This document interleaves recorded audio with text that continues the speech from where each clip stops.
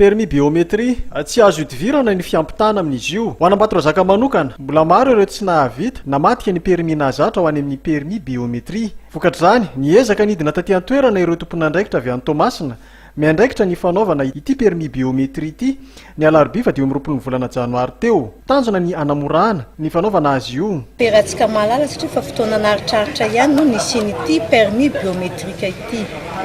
Ka tonga eto Ambatondrazaka zany zay avy amin'ny ekipany centre immatriculateur ny Toamasina mba anentana sady manova mihitsy permis taloha ou permis biométrique de sady ihany koa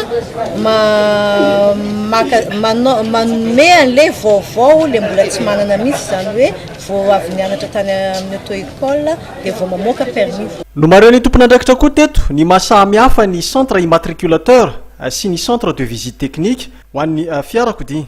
Ny centre immatriculateur dia amin'ny renivohimparitany ihany no misy anazy.